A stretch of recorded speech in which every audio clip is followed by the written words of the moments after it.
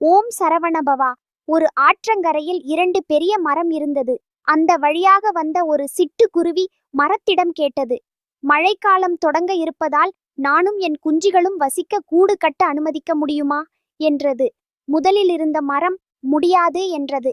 அடுத்த மரத்திடம் கேட்டது. அது அனுமதித்தது. குருவி கூடு கட்டி சந்தோஷமாக வாழ்ந்து கொண்டிருந்த நேரம். அன்று பலத்த மழை. ஆற்றில் வெள்ளம் வந்து முதல் மரத்தை அடித்து சென்றது. தண்ணீரில் இழுத்து செல்லும் பொழுது குருவி சிரித்துக்கொண்டே சொன்னது, எனக்கு வசிக்க கூடு கட்ட இடம் இல்லை என்று சொன்னதால் இப்போது தண்ணீரில் அடித்து செல்லப்படுகிறாய் என்றது. அதற்கு மரம் கூறிய பதில், எனக்கு தெரியும், நான் வலுவிழந்து விட்டேன். எப்படியும் இந்த மழைக்கு நான் தாங்க மாட்டேன். தண்ணீரில் அடித்து செல்லப்படுவேன். நீயும் உன் குழந்தைகளும் நல்ல வாழ்க்கையை வாழ வேண்டும் என்றுதான் உனக்கு இடமில்லை என்றேன். மன்னித்து விடு என்றது. குருவிக்கு கண்களில் கண்ணீர் பெருகியது.